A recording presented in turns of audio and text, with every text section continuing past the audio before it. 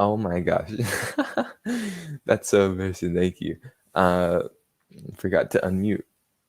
But I was just saying, what a crazy stressful year uh, that the Braves had put us through, but so rewarding in the end because you get once again another banner. We're coming for the 14 straight record that the early 2000s and in the 90s altogether Braves set. Uh, but what I mean, what a crazy year! I mean, you have all the injuries. Darno for 2 months due to his thumb. You lose Inoa for punching a wall. You lose Acuna obviously to the ACL in early July. Ozuna slides into third base and breaks two of his fingers, and then has this whole incident. And everything just went poorly, and you had the most mediocre stretch of all time when you set the record of 21 straight or whatever it was consecutive wins or losses, which is now back to the original owner because of the Rays. No, the Padres makeup game. Yeah, World Series. Something about this team, if you can do it in the year following Hank Aaron's tragic passing, it would be so powerful for Atlanta and for the Braves as an organization to be able to do that. Obviously, you also lost Phil Necro and so just being able to win the World Series this year would mean something. I made a pact to myself that it's a small thing, but don't my Twitter profile is the 715 home run, and I'm not changing it until we win the World Series because it's, and when I do change it, it's going to be whoever's the World Series MVP lifting up that trophy, because Hank Aaron's impact on the organization to win it in the year after his death would be just so incredibly important.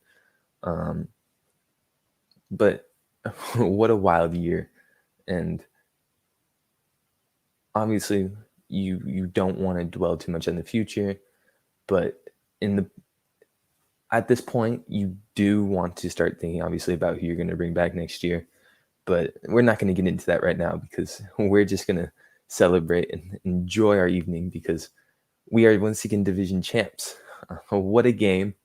Uh, I mean, Anderson pitches 6 innings, 3 hits, 2 runs, 3 walks, 2 strikeouts. And outside of the McCutcheon home run, which was a difficult pitch, he really didn't make any mistakes. And that wasn't even that much of a mistake.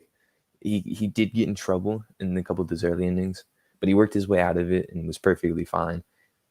And then Soler's swagger in the leadoff spot is absolutely incredible. I mean, I wouldn't say he rivals Acuna because no one can rival Acuna in anything, but his ability to light a spark in the offense, that bomb, I think it's 465 feet or whatever StatCast came out to, uh, huge. I mean, the place erupted, and there's always the camera where you have like the normal camera view, but you also have the dugout cameras, and he knows right off the bat, like he's walking out of the box, and he knows it's gone, and the swagger and all the things that go into having a high quality leadoff man who can excite the offense in a way he does, so important. And then Riley in the fourth, Riley, if Riley this year is crazy, and if he had a year like this a year before, and then followed it up with another year like this, I would say he could win MVP. The voters are just so unlikely because they don't know Riley by name, unfortunately. But he's hitting whatever 303, 304 now. He's got 33 home runs, 105 RBIs, and in the fourth inning he golfs one into left into the bullpen, the opposing bullpen. And once again, the place goes crazy. You hear the MVP chants for him when he gets that broken bat single in the whatever inning that was, the fifth, which is you love hearing this because you almost never hear them unless it's for Freeman or for Acuna. But when someone else is getting it, it means they're playing pretty well. And to hear Riley, especially the previous years and going into this year, the beginning of this year with all the struggles, the hitting, the averages, the striking out too much, being able to hear Braves fandom all come together for one to chant MVP for Riley was really something special because the improvement he's shown even this year, and just from his rookie season. His rookie season, he came onto the scene so hot. He hits the home run second at bat or whatever, and he goes on such a cold stretch. He's actually not. He doesn't even make the postseason roster in 19, and then 20 he improves, but it's not significant. And then yeah, Will Smith pitched a perfect inning to close out the game, which is wild. And had the second out not been a pop up, had it been a swinging strike, he would have pitched an immaculate inning to end the game, which would have been wild because such a the irony in Will Smith being able to have a immaculate inning to close the most important game of the year at this point for the Braves would be hilarious. Twitter would melt down. And then you did get a little bit nervous there. The McCutchen 2-run home run in the seventh made it 3 runs. And you're like, oh, this could be an Atlanta situation again. Because we all know how Atlanta likes to blow leads. And then the Real Muto solo home run in the 8th by Jackson. That was actually Jackson's first home run since July 18th that he had given up, which is wild. I know he has been good, especially since the All-Star break. But the fact that he's been that good and that dominant, giving up home runs for a bullpen pitcher, you don't do that. It's like one thing that's off limits is don't give up home runs. The fact he hasn't given up one in whatever 2+ months now, well, obviously he gave up one tonight, is insane. And it wasn't even that great of a pitch. It was inside. It probably would have been called a ball had he not swung. Real Muto just got enough of it, and it went out. But then Will Smith comes in and closes the game, and to see the emotion, especially in this series from Will Smith, I've loved because he's so often like he's so steely, like he's so like respect the game, don't showboat. He hit Tatis and Soto, and he has beef with whoever there. But to see him show the emotion, especially the third out in game 1 of the series, when you can see how excited and stoked he is, and then tonight when he closes the game, obviously everyone's going to show emotion tonight, but it was nice to see him do that, I will admit. And then once again, the Albies is just considerably underrated. The triple to drive in Freddie today, Swanson doubling Darno in the 4th. 2 very underrated parts of the game because those 2 runs were so important because you ended up winning the game 5-3, I believe, unless the score magically changed or I'm just completely dumb. But those 2 runs are so huge because you can get lost in the home runs and in the broken bat singles because they're just so special. But the Swanson double, you can tell that he wants to reach those 30 home runs. It feels like every single time he's up to bat, he's swinging for the fences, and he's just hit so many like doubles and triples and off the walls in the series, especially. He wants to reach that milestone of all of the infielders getting 30 home runs, which would be a crazy accomplishment. And then another milestone in the end zone is the infield will set. I say it. So the infield will set is if Albies plays like whatever 2 of the next 3 games or 2 of the next or 1 of the next 3. I don't remember which one it is. Every single player in the Braves infield will reach 155 games played this season, which is absolutely crazy. And the last team to do that was the 19 Astros, who went to the World Series. So who knows? Feels like there's a lot of parallels to previous World Series teams. And then, I mean, once again, to just speak on the incredible part of the we'll go to Freddie first. Freddie is just Mr. Daly. He's so constant, and his interview, especially after, was very touching. And I didn't pay close enough attention, but according to Twitter, apparently he did say goodbye though at the end. But I think that was more to like the report, like bye, I'm gonna go celebrate now. But people are freaking out over that. I would say just don't freak out over that because you you just won a title. Don't worry about extending your favorite quite yet, even though you want to do that as fast as possible.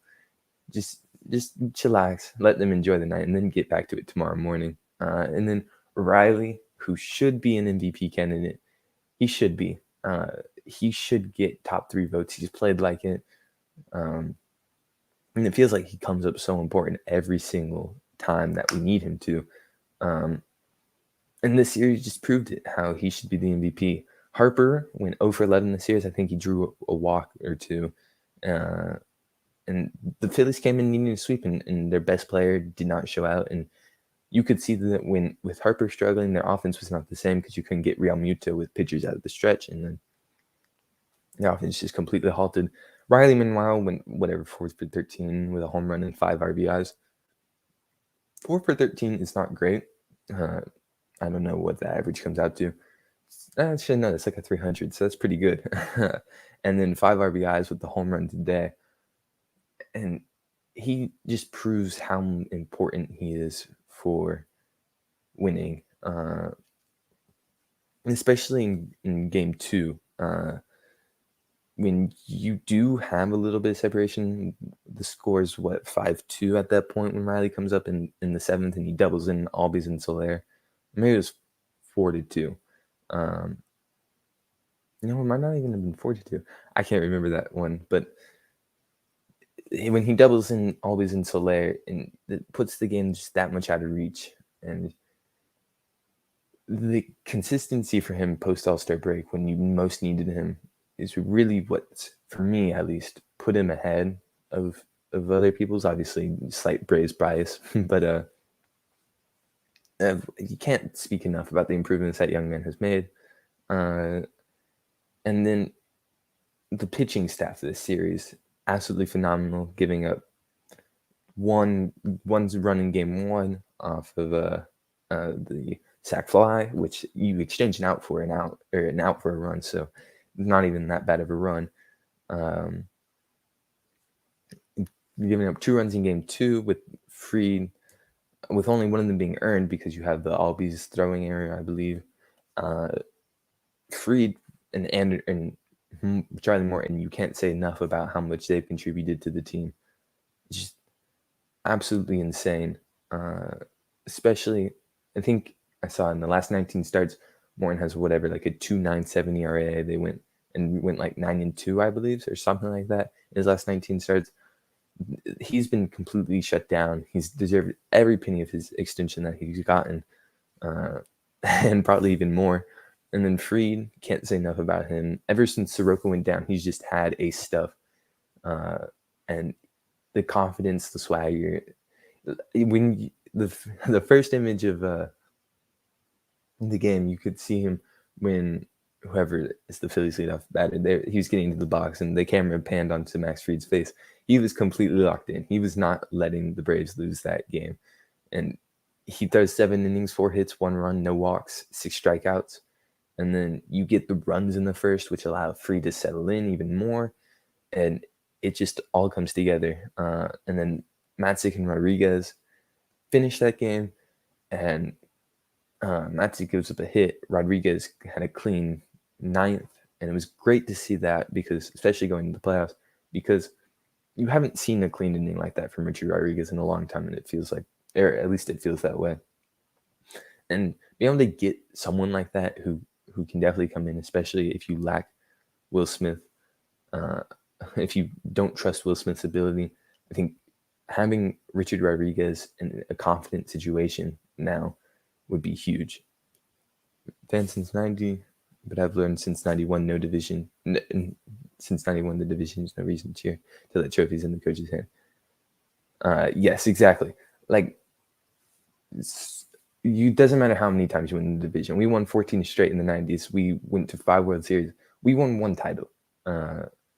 And obviously that's not enough, because you need that. You get clowned for going 1-4 in the 5 World Series during the 90s when you have 3 of the greatest pitchers of all time on your team. So you need the Commissioner's Trophy in your hands for the year to truly be successful, especially at this point in the Braves. In 18, winning the division was perfectly fine, acceptable. Losing to the Dodgers in 4 was nothing to be ashamed of. But 19, I mean, the Cardinals just had devil magic. I don't know. But especially last year, it was so disappointing, because you knew you were going to win in that division. You were the most talented team, despite not even the most talented team, but you were just the best team, despite what all the beat writers or whatever said. I'll get back to the beat writers in a minute. But last year and this year, the goal of the team is to win the World Series. It's World Series or bust at this point. And in order for that to happen, you need to have the best. You need to be able to. I'm lacking the words right now, but that's what you have to do. You have to win the World Series at this point, or it's not a successful years. But yeah, losing last year, maybe the most painful thing I've gone through as an Atlanta sports fan. Trae Young stepping on a on a ref's ankle in Game 4 or Game 3 is up there, because that's just such a thing, such a wild thing to happen. But blowing a 3-1 lead, especially in baseball, when you can have your ace go or whatever, and winning 3 games straight in baseball, I find is probably so much more difficult, because in postseasons, especially, because so much stuff comes down to one singular pitch. So it could sway either way. But losing last year was incredibly painful. Took me a couple months until I could talk about the Braves again. But hopefully, it does not end that way this year, because I think we are built as a different team. We will be doing a postseason show preview on probably Monday or Tuesday of next week, depending on whatever day works better for my schedule. But I look forward to really taking time to sit down and preview the Brewers, because I know they are a high quality team. But you didn't. This year, though, it does feel different, though. Some people on Twitter are talking about it. I think the acquisition of trade deadline pieces, having someone who's pitched in the World Series like Charlie Morton, having the experience in the whatever, the pressure of blowing the 3-1 lead from last year, and all translating to this year. I think you obviously did come in a little bit hungover from the 3-1 lead last year, but I think at this point in the year, the Braves are one of the hungriest teams, because I saw one of the Dodgers players was like, it is what it is that the Giants are staying ahead of us. And I think the Braves showed resiliency that they really, it's so deep in the year that they haven't. Yeah, can't wait to see you again for sure in October. And hopefully winning some postseason series. That would be great. Winning, where was I? Winning series in October, it's just the team does feel different, though, because you have the World Series pitcher last year, Morton, who is shoving. You have the experience in some guys. You have trade acquisition deadline guys. You have the infield. You don't have a true weak spot in the lineup this year. Swanson's probably your weakest link, and if you're having him bat 8, you're in a pretty darn good spot, because Swanson, although his bat is not phenomenal, he'll hit 260, whatever. He's hit 27 home runs this year, but his defense is good enough to make up for it, especially as a shortstop. And there feels like there's nothing weak. Like last year, especially after Duvall went down, even with the DH, you had Marquez out there, you had Inciarte out there, and they couldn't hit a ball to save their life. Roll over to the right side of the infield, roll over to the left side of the infield. There's no one where like they come up and I'm like, oh, this is a rally injury. I felt that way about Tyler Flowers. I felt that way about Inciarte. I felt that way about Marquez last year, especially. But this year, Soler comes up. Oh, he's hitting a home run. Freddie come up. Oh, it's Freddie Freeman, Albies, Riley, and then so on and so forth. I feel good about every single player in the lineup being able to come through. And that's what separates this team's years from previous years, in my opinion, because you don't have a weak spot. And that's such a great asset. And then off the bench, the people coming into the year, people, especially writers, mostly, were saying how much of a weak spot that the bench was going to be for the Braves, because the Braves bench in the past years, especially with Charlie Culberson, has been a huge part of late inning comebacks and winning games, because you had a deeper bench. So if you went to extras, you could win those games because you just had better off the bench bats. Woo! 4 straight. And then but this year, coming into it, the bench was weak. You had Sandoval, you had Adrianza, who's been okay, but being able to have the defensive substitution of Heredia, but you don't really have to sacrifice too much of an at bat because Heredia is able to hit. He's able to get doubles. He can drive in runs and come in through when necessary. We saw that when Acuna went down, or when he had to service the outfield every single day for 2 straight months because we didn't make moves yet to acquire more outfielders. And having that ability is huge. And then being able to Rosario, Peterson, Soler, Duvall, having all those outfielders as well who can come in and hit. And then Soler and Duvall. Duvall is actually a very solid outfielder. Like defensively, he can reach it and he gets solid jumps, much like Heredia. And then Soler has been considerably better than advertised because you didn't really see him too much. Chip was talking about it on the broadcast tonight, how Soler wasn't really used defensively very much, oftentimes as a DH. But the defense was a huge question mark about him coming in. It's like, without a DH, really, how much can he contribute to the team? And he's been considerably better than advertised defensively. And I think that's been huge to lineup construction, especially recently, having him in the one hole every day. And then Rosario's not even terrible. He's not great. He does make some sketchy plays. He obviously dropped the ball in game 1 that made the game much more uneasy than it needed to be. But you even feel solid enough about him being able to play quality or solid no error defense in the postseason. And then with Peterson, he's able to play the outfield too.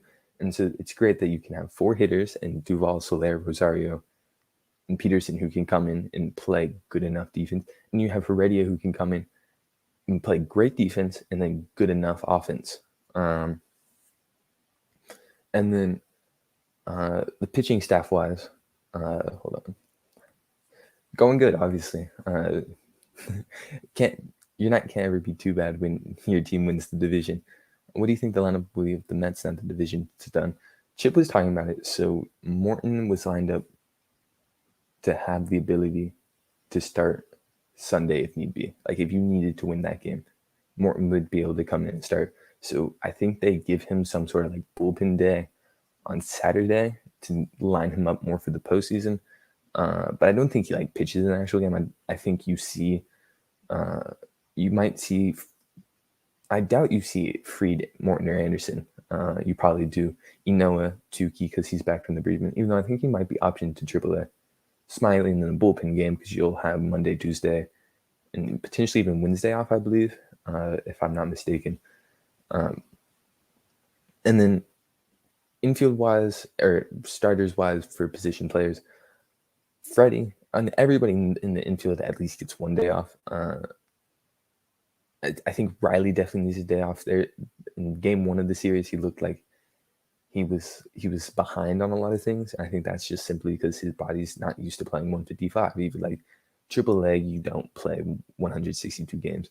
And then rookie year, obviously, he came up halfway through and then didn't play every day towards the end of the year. And then last year's 60-game season, his body's clearly not used to playing 162. And so he definitely gets at least a day off in my eyes because his body just seems like it's slightly behind on everything a lot right now. Even though it's hard to say that whenever he goes 2 for 4 with a home run and a big RBI, broken bat. Swanson, I'm not sure about the middle infield. Swanson and Albies both seem to thrive when they're in that situation where they're constantly playing. And I think Swanson is in a place right now where he wants to play. He wants to reach that 30 home run milestone for the rest of the team in the infield.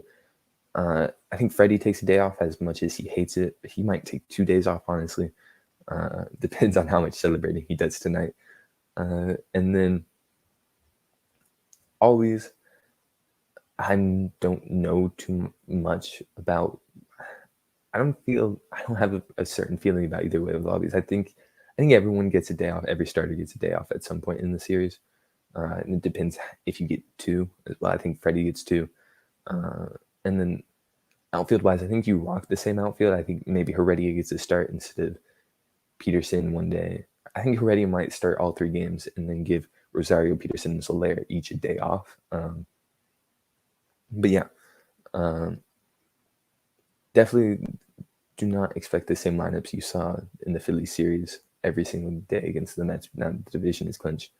But that actually perfectly leads me into my next point, because I think also a certain thing that separates this year's team from previous ones is the fact that you're winning it just enough later in the year, because you were winning a game, whatever, 150 the previous years. That gave you 2 weeks or whatever to rest your starters, to kind of get in this mindset of, oh, we're okay with not hitting consistently every single day because we've already clinched the division. At this point, you have one more series left straight into the postseason. And then you get straight into the postseason after that series. And I think it doesn't allow enough time, especially to the non-veteran guys. So the younger guys like Albies, Swanson, Riley, even though Albies at this point was ever 5-year player, Swanson's 5-year player. But it doesn't allow the young guys to get in this mindset like, oh, we can kind of relax now. You have one more series and then you're in the postseason. And I think that is a great asset for this Braves team, because you need to be still in that locked-in mindset, because the Brewers are a beatable team by all means. And then whoever comes out of the other division series side, that side is going to be crazy. Whoever comes out of that, I think that team is just going to be so dangerous, whoever it is. The Giants, which are such a weird team. I don't know really actually how to expect the Giants to run this year, because it's just like they're made up of a bunch of old dudes who are playing above their expected stuff, and they're succeeding extremely well at it. And then the Dodgers are obviously the Dodgers, and the Cardinals have their magic, voodoo, whatever you want to call it, over there in St. Louis somehow. I think taking the Rams away, every single time they lose the Rams or the Rams do bad, they just get a little bit magic. And Yadier Molina, the second to last year, contributes to that too. And I think whoever comes out of that is going to be an extremely difficult test for the Braves if we can beat. And I think we should beat the Brewers despite what records say. I think we are the better team, especially with Devin Williams. I think that's his name. Their main setup man. He also punched a wall like Eno did, and so he'll be out for most likely the entire series. I doubt he comes back unless there's some magic healing or whatever. Yeah, Will Smith does own the Phillies, and then, but this team just feels incredibly special, and I can't say enough good about the way they fought this year, the resiliency.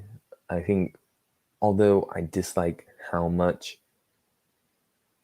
he isn't a great bullpen manager, he's not great at anything outside of the players loving him. Snicker's ability to have the players come in and day out, even when we're at 500 every single day, even when we're alternating wins and losses for 3 straight weeks, having a manager who can come in every day and say, hey guys, we got a shot to win today, and we got a shot to win tomorrow, and we're above 500, and then we got a shot to win this next series, and we're 2 games out, and we got a shot to win this next series, and then we're 4 games out, of whatever order you want to go in. Having a manager like that is incredibly valuable, especially in the regular season. The postseason is just so incredibly, with the 3 out rule or whatever, the 3 hitter rule with a bullpen. Having a good manager who can actually manage a bullpen is important, but the regular season, he just contributes so much to the ability of the team day in and day out to have that connection, to not let egos of certain players conflict, and then to be able to just sit guys down and be like, hey, and he's been here 40 years, and he knows exactly how everything was run under Bobby Cox because he experienced that, and he knows what not to do because he was also under Freddie Gonzalez. But it's just Snicker is just such a weird guy to me, and I don't know how to feel about him because one day I want him gone, one day I want him to sign a lifetime contract extension. Wow, but I think ultimately the best option is probably some sort of way where he uh, gets like some like front office job, kind of like what John Elway is doing up in Denver, uh, and then what oh, why can't I think of his name? The Georgia coach in the '80s, kind of what he did, where he became the athletic director, whatever his official title was, at Georgia during the '90s. And I think having him do something like that, where he can still be in the clubhouse every day if he wants to, he can contact the team, but he doesn't have to have the stress of making bullpen decisions on him. I think something like that would be great because that's the perfect scenario for me, in my opinion. I would love for him to do that. It obviously comes down to Staker deciding that because the Braves, the players, the organization, whatever Sticker wants to do, they'll go along with it because they stand by him, and I think that's something that's lacking in San Diego. Honestly, when players were doing the exit interviews in whatever year that was, 2016 now. Wow, that was a long time ago. Freddie Freeman personally came on 680 The Fan, and he was like, "Hey, I want everyone to know that I'm 100% for Snicker," and everyone else rallied behind Snicker, and the team played considerably better than him after their 9-27 start, whatever it was under Gonzalez.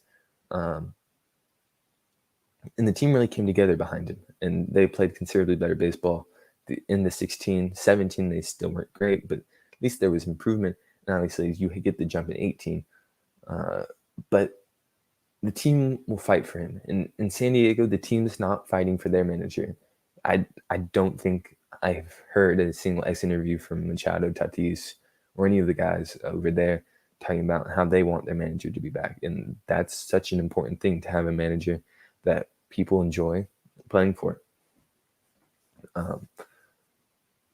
So who knows? Obviously, I said it at the beginning of the episode, don't want to dwell too much on extensions because tonight's the night to party, and tonight's the night to have fun, have a blast, and enjoy yourself, and not have to worry about the constant pressure of day in and day out baseball. I almost said basketball. But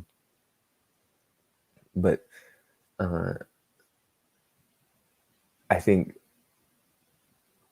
obviously, we won't dwell on it too much, but I would love to see the same team back next year with a healthy Acuna and a healthy Soroka. And obviously, I don't know how much Soroka will play next year. Coming off his second Achilles, maybe you take it so carefully. You never know about those things.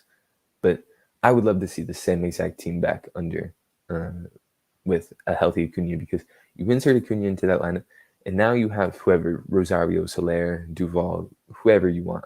I don't think it will be Duvall. But then you'll have all these pieces off of the bench as well. You'll have an amazing outfield, and the infield who's shown signs of improvement, especially if Riley can keep up his pace. It doesn't have to be 300 with 33 home runs. He can hit 290 with 33 home runs or whatever, 280 with 30 home runs. That's entirely acceptable. But having a team come back like it was this year, hopefully bringing in an actual closer so Will Smith doesn't have to close anymore, and seeing what that team can do would be special. And someone pointed out that what was it? Something about 24 and how Acuna wears 13, and if the Braves win 11 games, 24 minus 18 is 11. If the Braves win 11 games in the postseason, that means they've won a ring.